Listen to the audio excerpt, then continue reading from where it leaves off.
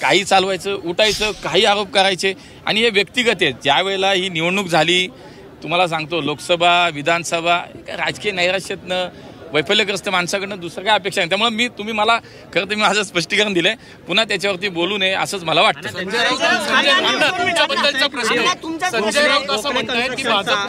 सांगतो या व्हिडिओचं मला हे बघा फार काय, हे बघा मी या सगळ्या विषयात स्पष्टीकरण दिले. मला पुन्हा ते स्पष्टीकरण द्यायची आवश्यकता वाटत नाही. मी माझ्या पुणेकरांसाठी ते स्पष्टीकरण दिलं, हेही मी तुम्हाला त्या दिवशी सांगितलं. आता 5 वर्षापूर्वी मी त्या दिवशी सांगितलं, गोखले, विशाल गोखले हा माझा मित्र होता, आहे आणि राहणार आहे. यात बदल आहे का? नाही आहे. 5 वर्षापूर्वीचा एक व्हिडिओ काढला आणि त्यात सांगितलं की मी जाहिरात करतो. 5 वर्षापूर्वीचा व्हिडिओ आहे, तो कालचा परवाचा नाही आहे.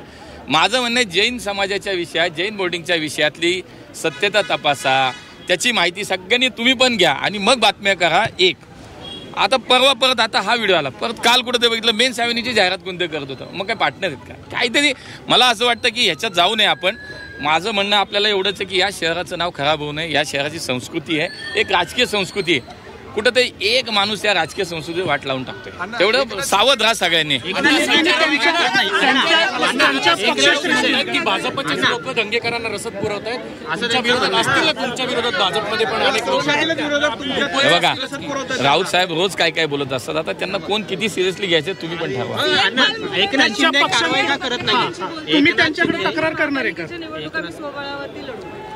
सीएम साहेबांनी आदेश दिल्यानंतर लढू. एकनाथ शिंदे का कारवाई करत नाहीये रवींद्र दंगेकर यांच्या? हा त्यांचा अंतर्गत विषय आहे. नाही हे बघा, निर्माण होते. नाही हा त्यांच्यातला महायुती म्हणून तुम्ही एकत्र लढणार असं नाही. मी तसं नाही म्हटलं. मी तुम्हाला असं म्हटलं की आमच्या नेत्यांनी सुद्धा हे सांगितलं की काही ठिकाणी स्थानिक पातळीवरती त्याचा निर्णय घेतला जाईल.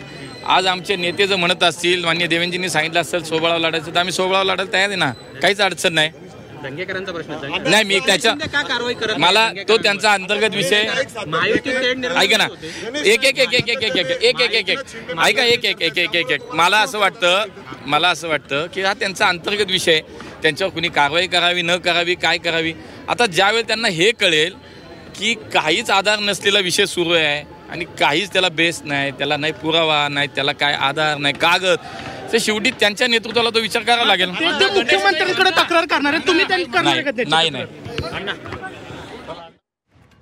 तर मुरलीधर मोहोळ यांनी दंगेकरांवर आरोप केलेले आहेत. राजकीय नैराश्यामधून हे आरोप होत आहेत असं त्यांनी म्हटलेलं आहे. आणि त्याचबरोबर तुम्ही सावध राहा, एक माणूस इथली राजकीय संस्कृती बिघडवतोय असं म्हणत त्यांनी दंगेकरांवर निशाणा साधलेला आहे.